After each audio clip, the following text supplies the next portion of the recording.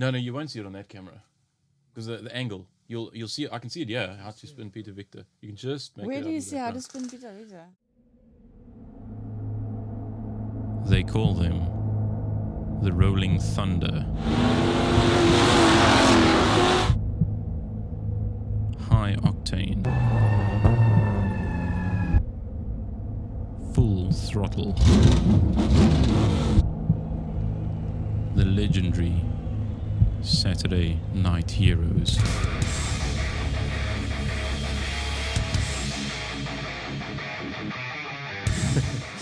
How's it, chaps, and welcome back to another episode of I almost said Burton Built, but this is the Burton Built Garage, but this is Saturday Night Heroes. Today in studio we are having a conversation with this wonderful lady here, Vicky Gilmer, and but before we get to that, actually, Vicky, I just need to say, guys, please like and subscribe to the videos. Show us some support. We need all the support we can get to carry on doing these videos as we've been doing. So follow us on Facebook, Instagram, and all those good stuff. And we really always like to hear from you in the descriptions or feedback on Facebook and that type of thing. So let's do that. And also, if any of you are interested in sponsoring any of these videos, that would also help quite a lot. I know it's quite difficult times now, but we do this. Looking at the analytics, there's actually quite a lot of people that work from, or that I should say, watch in South Africa. And we need an extra mic. Yes, we need one more microphone for Rudi, who's sitting in the background over there. Yes, with his phone. Yeah, but he's taking some. Looks like he's taking some background footage there. But anyway, it looks like he's taking selfies. So, as I said, we are sitting here today with Vicky Gilmer. Vicky, welcome to the studio. Oh, thank you for having me. No, well, and last time we actually did interview you previously, and I wasn't too happy with the video. It was we did 2 interviews prior to that. Yes. And I'm actually glad now that we're actually sitting now, just having a conversation rather than just you sitting on screen, and it's quite intimidating sometimes. It was, and it was very hot that day as well. It was very hot, yeah. Yes. So, as we said, originally, Saturday Night Heroes, we were looking at doing or covering the stories behind stock car racing, as it says on screen here, stock car racing. We were going to interview drivers and basically, in studio and also at the pit side. But now we've sort of decided to open it up to everybody involved in racing, so possibly spectators, to some of the builds in garages, and like in your case, running the show, if I can say. Mm-hmm.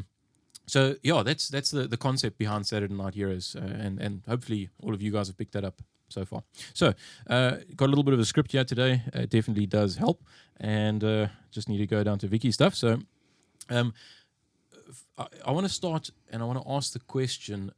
I believe you've got some involvement with Victory Raceway as far as ownership of the track. Yes. Can you tell us a little bit more about that? Where did that come from? You want to know about when we started the track and how I got involved there? Yeah, basically. Yeah. Okay. So track prep, we started there in 2005. It was the old Telkom Sports Centre. And then, if I could remember correctly, it was like one of these Easter Fridays or those long weekends when my father started there. So it was a soccer pitch. So there was nothing. It was just grass. And Rudi will tell you that his father used to cut the grass there. So from nothing, there was a track, and we started in, if I remember correctly, it was like I think it was April. April we started with the track prepping and starting the track, and then our first race took place in September that year, 2005. Okay. So Picha Road, my husband also he drove that first race. They rode there, and then I wasn't involved directly when they started. I think it was the following year I started in the ticket box. So that's where we used to sell the tickets and so forth. And then in 2011, when Lizette Berglund, she was my dad's secretary, when she left, I took over her position where it all entails documentation on the day. So, but before the day even starts, I mean, all these things happen well in advance. Sure. Which I just want to interrupt you there. We'll get to all of that. So is it your family then? If I get what you're saying. You own Correct. the racetrack. We leasing the premises, but everything's there. It's been done by my dad. Okay. And that's the Victor family. That's right? correct. So, and this is something that we wanted to maybe share is the Victor's family, or the Victor family's background into history. I mean, I think you Yes. guys have got quite a rich and long-standing history. Sure. And you said your dad is the late Utter Victor, That's correct. Yes. and he raced, right? Yes, he did race. It was long before we were born. He raced, and then he stopped in his late 80s. That was his last race in his late 80s. So I was about 5, and Peter was about 4. There's pics of us sitting alongside the track when he was racing, and that was at the old showgrounds. It was then known as the EP Stock Car Club. So he raced 4 cylinders and he raced V8s in those years, together with his brother Pete Victor. So that was those days when they used to race at the old showgrounds, and they also used to travel.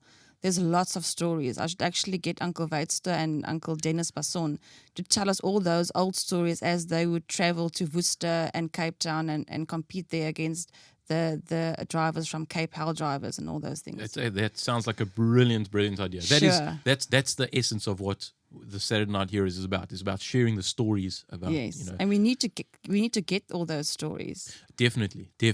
So, that's quite awesome that you get to, well, like as you say, you own and you run the track.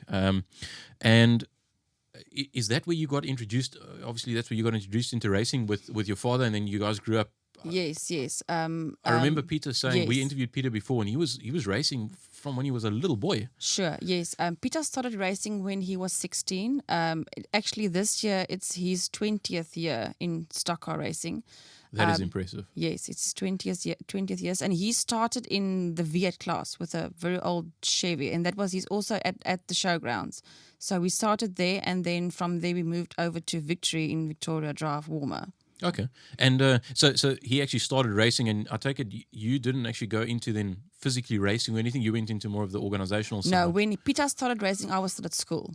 So only when we got the racetrack at Victory, that was Peter started racing in 2000, so 2004. So 5 years later, after that, then I started when my dad had Victory Race. When he started that, then I went into the organization and the documentation. Sure. Okay. And, as far as you've said you've got quite a comprehensive background in organization and running of specifically a stock car racing club.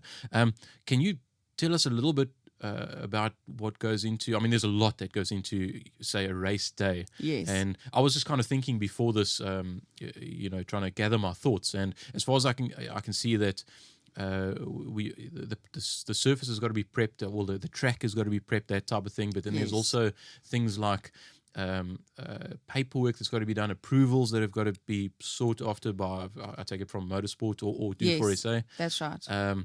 And then there's also admin on the day. Yes. So can you tell us, can you tell us a little bit about what it takes to prepare the track as such? Yes, prepping the track, it's so difficult because it all depends on the weather. So Peter can think he's going to go on Saturday to prep the track, and you have to watch the weather. If it's raining before Saturday, he can't prep. If it's raining on Saturday, he can't prep. So he will pick a day. Luckily now, with this instance, when our next event is 3rd of October.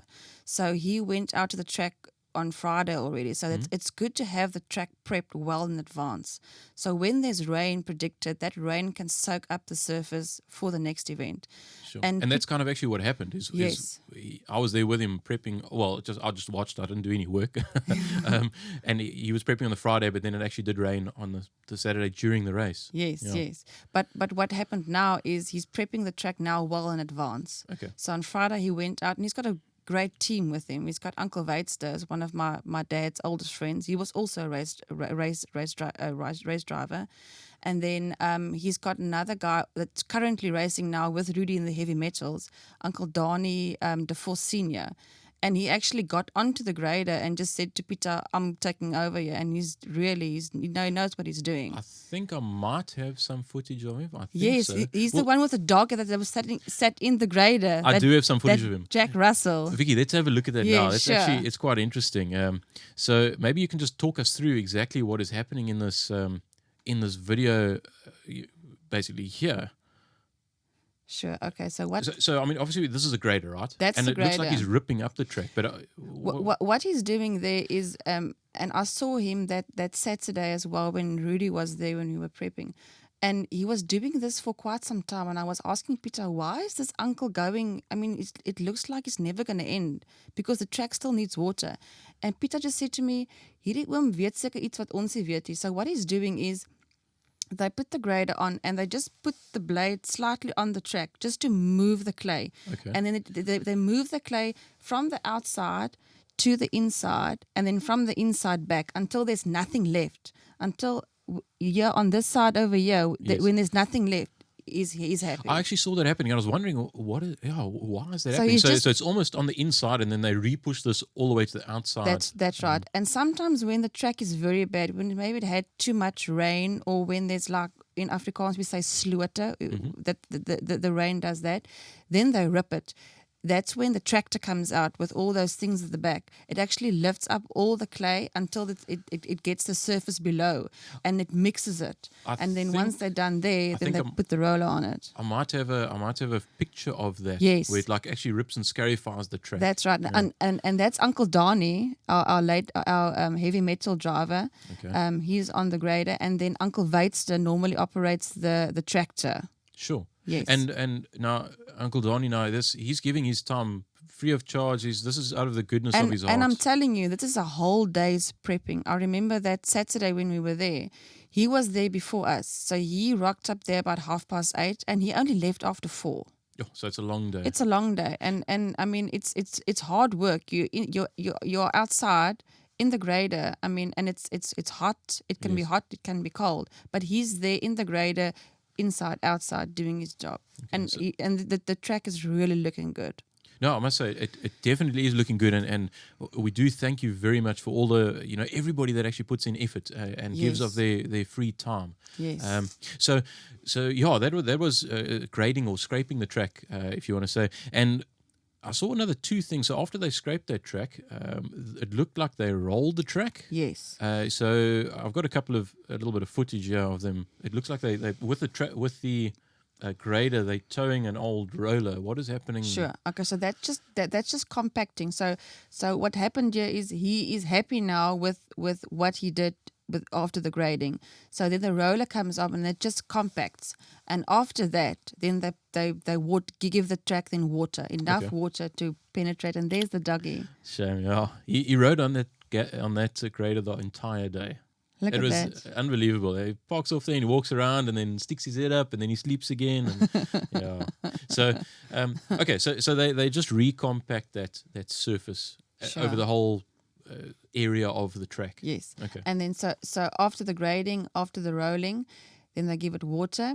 And then once the water's in and the sun comes out, we want because our surface is it's clay. And there's a little bit of asphalt in. So once the sun comes out, then we want it to crack. Okay. On a very hot day, you'll see it makes small cracks. Yes, I've seen that. And then when you put water in again, there's Peter picking up all the stones that it doesn't go. We'll get to that now. But what is this about the cracks now? Cracks. This has interested me before. Yeah. So once it cracks, then you put water in. Then the water it penetrates through to the surface at the bottom, so that when it's not just wet on the top part, but deep beneath, it soaks in there as and well. I'm assuming you like it this way because from the last meeting that we had and it started raining, as soon as that track gets wet, it's like ice. Oh. So is that the reason why you're wanting it actually to soak in and not not mess up that top surface? But not just that. If it's very hot and you put water on it and it doesn't just give it that top part water, but it's throughout the weeks or when there was rain, yes. it's wet underneath, so it won't crack up or just lift up.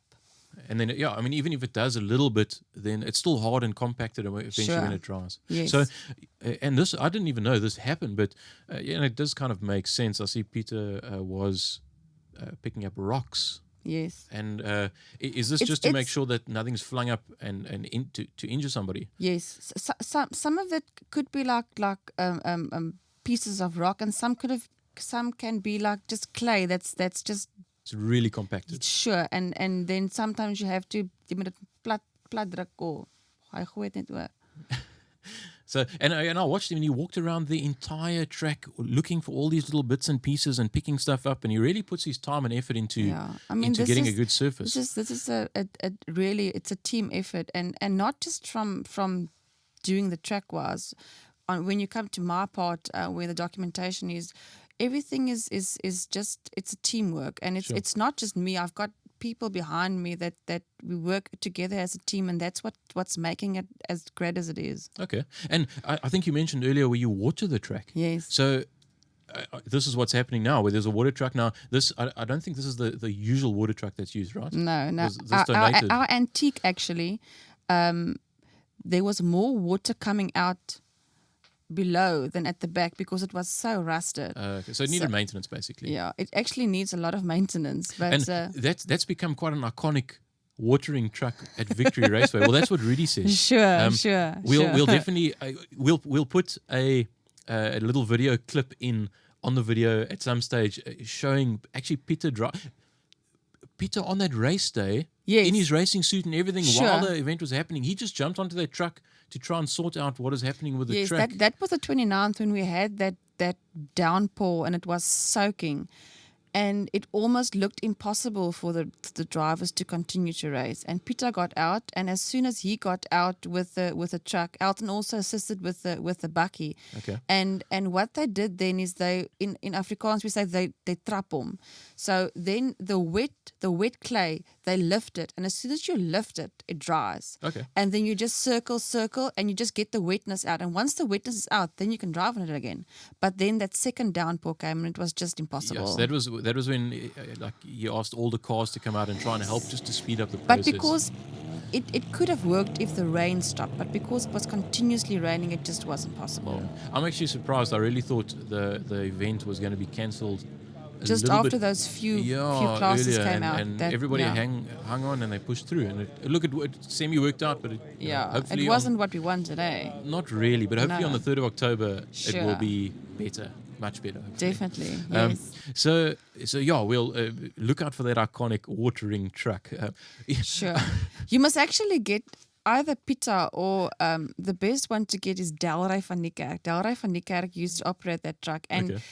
it's not something that me or you will be able to, because there isn't a radiator on that truck. The radiator is the tank itself. That's where the So it water actually comes. pumps through, There's pumps no out, and then it pumps it out. starter. You have to koppel it hier, and you have to koppel it hier, and jy moenie links trap daar. So Rudi almost made the comment a couple of days ago as we were watching on that race day, watching Peter flipping sliding that truck around, and he almost said like he probably drives that truck more than he drives his actual race car, because he puts all of this prep into the track. Yes, yes. So folks, there's a lot of prep that goes into the track. Days or weeks before, but especially days before every event. So, and thanks very much for obviously all of that effort, and thanks for everybody that does help. Sure. So, as you mentioned now, you said there was a lot of organization, and I mean, how do you organize a race date? How do you decide on a date? Oh, it's so difficult to get the dates. I remember in our previous interview in Uitenhage, I explained to you, it's not just picking a date. For us in P, it's difficult because there's another oval track that we also have to watch out for dates. Okay. And then there's the main circuit where we also use some of the officials. So it's those two tracks that we have to work together in with dates. And then there's also, these Afrikaans feeste and the Narkie feest in the Annie Brand feest and all those things. So you need to work around those You need dates to as work well. around. So what you do is you get your dates of those big events, you know, and okay, I kan nou nie die dag ry nie want Kurt Darren kom PE toe. So okay. Yeah. The girls, it's not going to come. So yeah, you get those dates, and you get the dates from main circuit and the other tracks, and then also you get the dates from Due for SA, the big dates like George's Champ of Champions, die Klein Karoo in Oudtshoorn, and then national dates. And once you have that, you work around it. And then later on, you get the hang of it. But that normally happens like a month ago. I got the email to submit the dates. So all this starts in August. So for August For the this following year. for the following year, you have to submit your dates. And once you submit those dates, then they go to Motorsport South Africa in Johannesburg, and they submit that to the SAPS for approval. And then you get categorized low risk or high risk or medium risk. And from there, you then get the approval of the dates, and then 4 to 6 weeks before your event, you send in your SRs to Motorsport South Africa. The SRs is mainly just a program of the events. Sure. What's going to happen on the day, who's in charge, who's the COC, who's the lap scorers. COC is clerk of the course. Clerk of the course, Okay. yes. It's a clerk of the course. We normally have one clerk of the course and one assistant. Okay. And then you have your stewards. For in case there's a protest, you have an MSA steward and the club steward. And then you've got your infield marshal that does the flag work. You've got your starters, scrutineers, technical consultants. And then your main marshals around the track and in the pit area. And this clerk of the course, he's like on race day, that is the boss. Well, Yes. that's who's in charge Yes, of everything. that person is in charge of the event. Yes. Okay. So if there's any problems, I mean, there's quite a bit of responsibility on that person's Definitely. shoulders. Sure. And at Victory, who's that been lately? Lately, it's been Andries. Andries it's been our chief COC, and he's been assisted by Leclerc Mostert. Okay. And so what happens now? I mean, as you're saying, you organize these race dates well in advance. What happens when it rains? When it rains, normally we have a rain date. So when I put in my SRs, I normally with PE, I have like three different dates for rain dates. It's normally the Sunday thereafter, which we don't like to race. And it will be either the following Friday or the Saturday or the weekend thereafter. So you put in your rain dates, and if you have to make the call before the event or during the event, then you just pick one of those dates and see how it goes, and then you have to notify the EMS. We use Relay EMS, and then you reschedule for the next day, the next rain date. Sure. Okay. Yeah, I've always wondered about that, how that actually works. And then as far as organization and administration on race day as such, and I've taken you get there earlier than everybody else. Yeah, I've got happens Andries and his wife Linda. Linda's my lap scorer, and she's also the secretary of the meeting. So they get there about 11 o'clock. Peter's there about 8, 9ish. Then he gives the track some more water. Andries is in there. Then they start setting up the sound and all the things in the pit area. And then gates open at around about 1 o'clock. So then drivers come in, they sign on at Linda. There's a sign-on sheet for drivers and officials. They sign on. Then their car gets checked by the scrutineers. It gets checked. They tick all the boxes, signatures here and there. And then from there, they go into the pit area. And that scrutineering is just to make sure that everything is above board and the car's in a safe Yes, safety first, and then the car is in the class that it's driving in, that all the specs are right for that class. Sure. Okay. And I mean, I think it goes without saying, like, the safety stuff is probably like harnesses, seats, roll cages. I'm sure there's a lot of other little bits and pieces. All those things. Those are the major. Yes, items. the seat is mounted correctly. That there's brackets. How the safety belt goes from the back, how it gets looped to the front. Okay. And especially the roll cages and all those safety measures. And those requirements, are they set out by MSA or Due for SA? It's MSA and Due for SA, but we are under Due for SA with the car construction rules. So every class has their own rules, and but basically construction-wise, it's the same set of the what do you call it, space frame. Sure. All that will be the same, yes. And for those of you who don't actually know what Due for SA is, I was one of those people. I was like, what is this? Dirt Oval for South Africa. Yeah. Yes, okay. That's right. Maybe that's actually another. Let us know in the comments, or give us some feedback on Facebook. Maybe that's another video that we actually need to. Somebody to walk us through the scrutineers. They can tell us like the background about exactly what's needed. I mean, I've got no idea as what you're talking about now. There's probably many little items It'll be quite interesting to see, I reckon. Sure.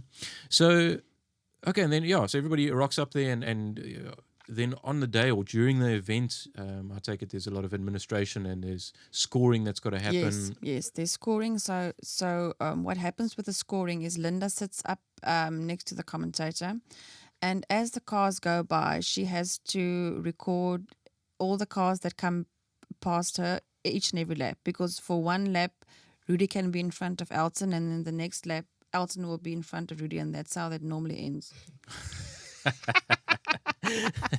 Nice. And this is actually another thing which we'll bring it up later. Which who is Elton, by the way? But we'll bring that up. We'll bring that up later. So the lap scorer, she sits up there, and then she takes note of all the cars that comes past, and she'll write all the numbers. Okay. So it can be anything from 6 cars to 18 cars. Our track allows for 18 cars. 18 cars in one heat, or do you guys then split sometimes? In one heat, when they go to 19, we split.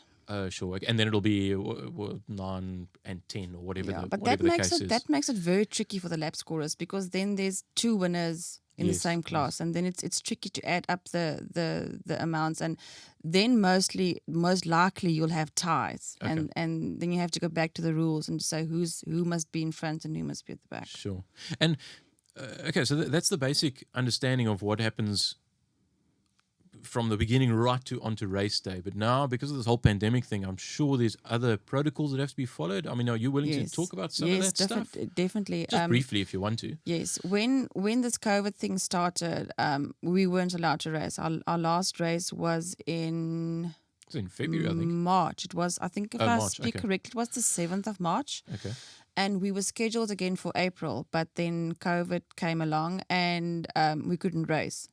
And in that time, they also stole 400 meters of our fencing around the track. So it was impossible for us to even think about racing or just having normal practice days. Sure. And then when MSA in late July said there's a chance of racing but without spectators, we all were like, oh, it's not going to happen. And I was pushing for it. We wanted to try it. Yes, of course. And no one was willing to try it. And we hosted the first one on the 8th of August. And that's the one that Andre live streamed. Yes, that was the first one. Okay. And that was a bit hectic because everything just happened too quick. I got my permit. Before I got my permit, it was one groot story. I had to sit with meetings with MSA and the people that they can take me through what's going to happen. We had to change our supplementary regulations completely, allowing all the new protocols and rules for the COVID regulations. And then we also have to have a COVID-19 operational plan in place. So once they approved that, they then gave me my permit on the Tuesday before the race. And the race was supposed to be the Saturday. The race was the Saturday. Jeez. So the permit I received on the Tuesday. So then our entries can only open once you receive the permit. So when that opened, the drivers had to fill in 5 forms. Now, So is this, sorry to interrupt you there, but everything is now being done remotely, if you want to say, rather than on the day. There's no in-person contact at all. So what happened then is these drivers had to fill in 5 forms. Now, anyone that knows a stock car driver, they don't fill in forms. Okay. So all these 5 forms then was their wife's job. Sure. Yes. So there was an entry form for them on the day. There was a travel form. Even if you just stayed in PE, you had to fill in a travel form from your house to the track. Jeez. All the details. What's a car ride? So there's a lot of protocol and detail that you need. And then there was a attendance. The attendance form replaced your sign-on sheet. So your attendance form said that you were there. There was also a screening form that they had to fill in to say if they had any symptoms of COVID. And then on the race day, when they then come in, they have to be marked off attendance register and they had to be screened. And the temperature had to be checked. Sure. So that's how we had to get the drivers in. And then, unfortunately, because there was no spectators, the drivers had to pay an entry fee. And then that covered all our costs. And then we were hoping for live streaming just to take us from there. Okay. And I mean, it is quite expensive to run a track, and that's why you need to try and supplement Yes. that expense somehow. Sure, because now there's no spectators. There's no entry fee. Sure. Not whatsoever. And are these the current protocols? We're still following those for all of these race meetings? We're still following all of it. With the government opening up the borders, there's no more travel form, so that fell away. Okay. So there's one less form for the drivers to fill in. So they're very happy about that. And absolutely any idea? Have they given any indication when spectators might be? No, you know, Grant, I actually think this is going to end. This is going to stay like this until the end of the year. Really? So it's a good couple of months. I think so. And even if it does allow spectators, I'm not sure what the total is going to be, but the live streaming is definitely working. And have you got good feedback from that live streaming? We've got very good feedback from the live streaming. I mean, on Saturday, there was a race meeting in Worcester, and normally we can't go to Worcester, but we got a ticket for 100 Rand, and we sat in our lounge watching great racing in Worcester. So this is something that, I mean, it's technology. Why not go ahead with it? Just stay with it. And there's still people, I mean, not even in South Africa, maybe drivers that used to race that's now in New Zealand or Australia, and they want to see it, and now they can watch it. That is actually, it's brilliant, you know. And there's also, I mean, you know, as a spectator, normally to go and watch, say, in Cape Town or Joburg or Oudtshoorn, or for that, like you say, it's far to travel. It's expensive, but now for like $100, $100, you can watch the whole race event. Yeah, it's absolutely brilliant. And I mean, any other little nooks and crannies that you might want to bring up as far as organization or anything that I might have missed? I don't know. Maybe we've covered everything. During the COVID now, or before the COVID? I don't know. Anytime really. No, not that I can recall. It's with the COVID. It's difficult. I mean, it's the social distancing. It's the wearing of the masks but I must say, for Victory, it's been going very well. We've spoken to our drivers, and as I said previously, we work as one big team. I mean, that's why our first live stream event was so good. Everyone was just cooperating, and that's the main thing. I mean, with the live streaming, things must happen fast. Yes. You can't wait for drivers to come out. So the gates open, they come out, they close, so that the drivers know they have to line up, they have to know when they're racing, they have to be on time. Yes, of course. Okay, and so I think we've basically covered most of the prep and you know, anything like that. If you've got any questions, just put them in the comment section, and we'll try and get to them. Otherwise, you can ask directly. I'm sure you guys can post to Victory Raceway's Facebook page. Yes. Yeah, Vicky. You said you haven't raced, but a little birdie told me that you've actually been in somebody's race car around. Yeah, it was a Ford. It was. It was his. It was Rudi's Speertier's Ford, yeah. And so that was E91 Rudi Mostert in a Ford Sierra. Is that correct? Yes. So tell us about that experience. Well, it was a last minute thing. What happened? It was a ladies' race. It was actually a year ago. It was August 2019. And the ladies wanted to race in, and I don't know why they chose the heavy metals, because I mean, dis die moeilikste kar om te ry, Rudi? Nee, dis die moeilikste kar om te ry. They should have just put us in a Golf or something. Yeah, something a little bit lighter. So, Peter had his race suit there, and I was putting on his race suit, and I'm going to drive, and I couldn't fit in. They had to put cushions behind me and sat on the cushions, and hier gaan ek, en hier dink ek, I'm going like fast. I'm like, yes, but I'm being lapped. But I'm thinking I'm going fast. And I couldn't even finish all the laps. My arms was so seer. And I told Rudi, he's telling all the people that he's doing this bodybuilding, but he's just racing his vehicle. I mean, that thing needs power steering. My arms was seer. I couldn't finish it. I think that's why he's got a gym membership, is because he needs all of that muscle just to steer his car. He actually needs power steering. That's all. Rudy's busy laughing in the background there. So I couldn't finish it. I couldn't finish the race. It was just, I mean, I think we only ran 10 laps. It felt like 40. Okay. Yeah. Yeah, no, I suppose you have to get racing fit. Sure, no, definitely. So that was a very bad experience for me. Okay, and I mean, this is not to say that ladies. There's a pink road class, and there's a lot of ladies that drive like these really powerful cars. And then you've noticed in our 1660 class, you've got Melindre Marais. that blue Golf. Yes. And she's doing very well. I love it. It's excellent. Yeah. Yeah, And she's doing very every time well. I'm seeing more and more ladies like Yes. joining the team and everything. It's wonderful. It is. So we asked earlier, who is Elton? Who is Elton? That's my husband. Your husband. Yeah. And he races as well. Yes, he got a Golf.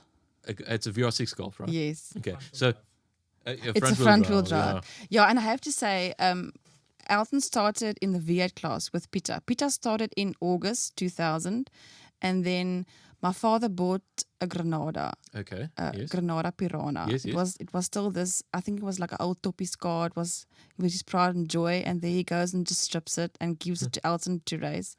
And then Elton didn't want to race, and he raced it. And so he started in the V8 class, and from the Granada, he built himself a Flexi in the V8 American Saloon class. Flexi is that's like a space frame. It's like Peter's car. Oh yes, It's like Peter's car, and then he raced that from 2000 and I think it was 2003 until 2012, I think, if I recall correctly.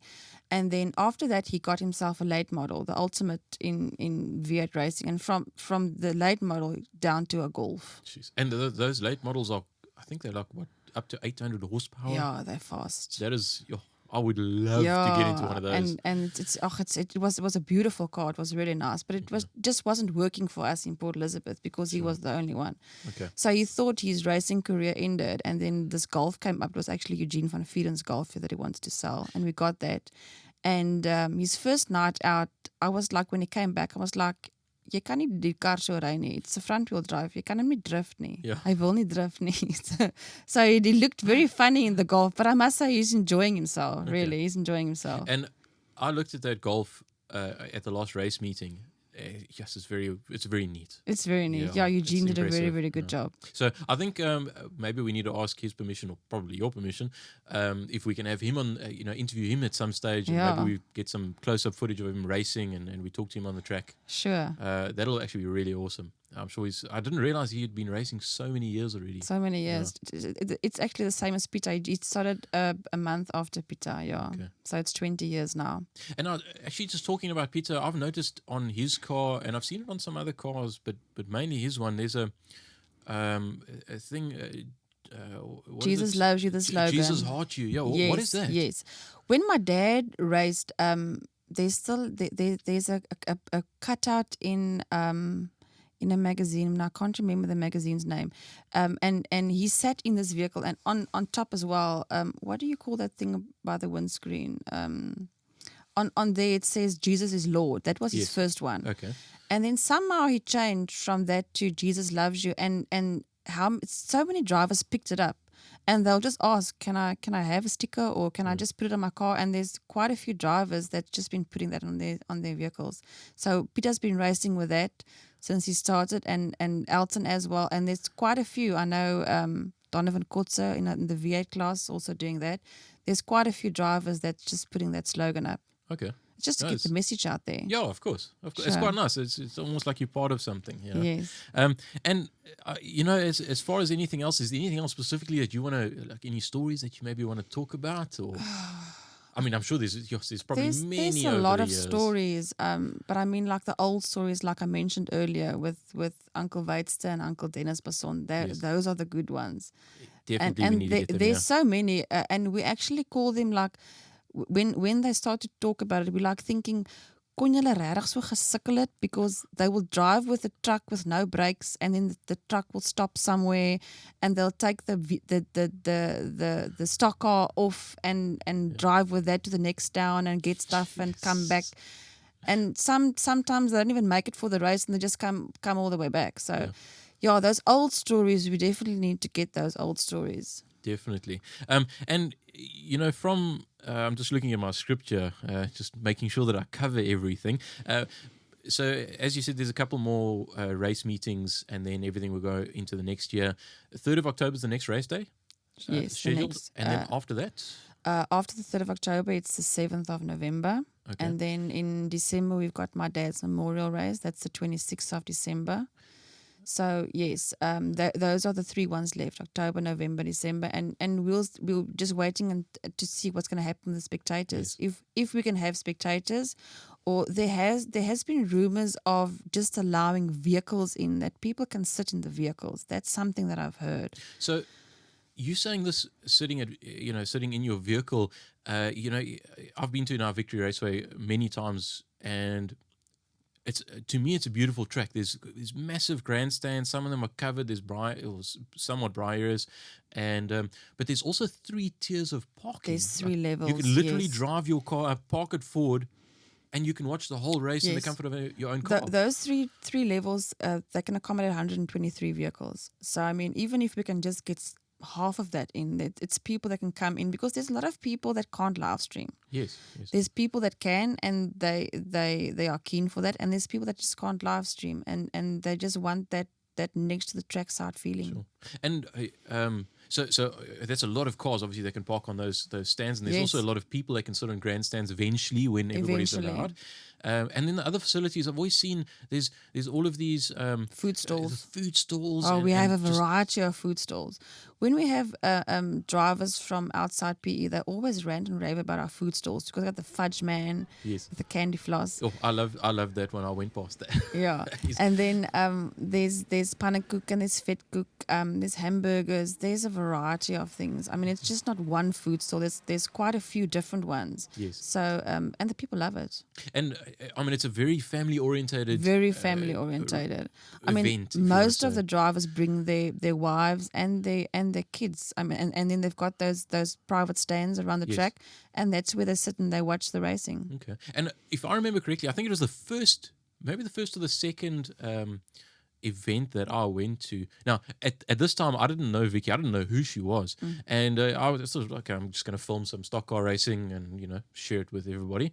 And then, as we said, it's a family-orientated sort of event.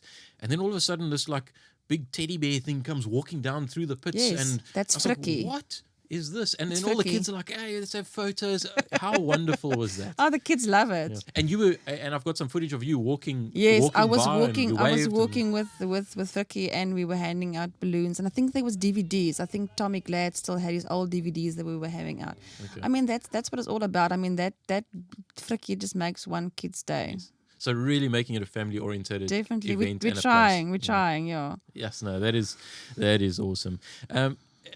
Is there anything else specifically, anything really that you wanted to maybe bring up, say to the audience of, I don't know how, our thousands and thousands of probably 5 followers that we've got?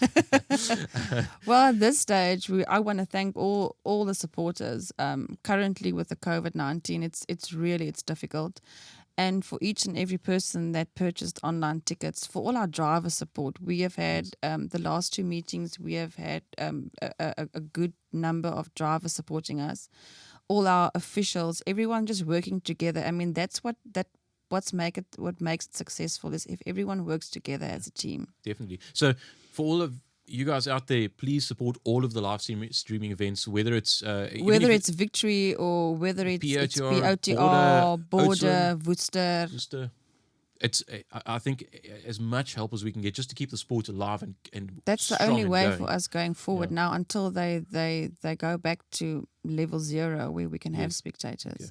And now, just for a bit of fun here, we've been asking each driver 3 questions, just randomly 3 questions. The same questions, basically. And, I mean, you're not a driver, but I'm sure you're going to be able to answer these quite well. First thing that pops into your mind, who's the best driver? The best driver, it's going to have to be, the last time I said it's Peter, but that was before Elton got in his Golf. So now it's Elton. It's going to have to be Elton, yeah. Sorry, Rudi. Yeah. Rudi.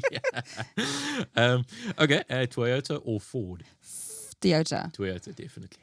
It's never a Ford. Oh, yes. And rear-wheel drive or front-wheel drive? Oh, that's also a difficult one. Because the last one I said rear-wheel drive. Yes. But it's going to stay rear-wheel drive because I'm not a fan of a front-wheel drive. Definitely. The rear-wheel drive. It's more action. It's more. It just looks like a racing car. Definitely, yeah. Yes. And I love rear-wheel drive vehicles. I mean, they're so fun. Yes. As I mean, I remember from that last event when it was so rainy and wet, and I think I can't remember who the commentator was, but anyway, it was when the heavy metals came out, and they said, "Yeah, who's letting Rudi out here? No, we shouldn't let Rudi out. He just wants to go sideways around the track all the time." So definitely that rear-wheel drive. That wet track surface definitely suited the rear-wheel drives, Yeah. and Rudi does very well on a wet track. Yeah. Well, it showed last time. Definitely, it did. He was lucky. So, Vicky, look, if there's nothing else from your side, thanks very much for watching. Yes. Definitely nothing else you want to add? Nothing else that I've missed? Maybe sponsors? Are there any sponsors? Currently, no. There's no sponsors. We do everything ourselves. If there is someone that wants to sponsor, I mean, even if they don't want to sponsor us, they can maybe sponsor Saturday Night Heroes. That'll be great.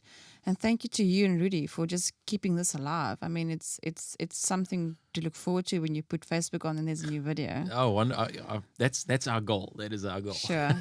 I hope we're going to be able to keep it up.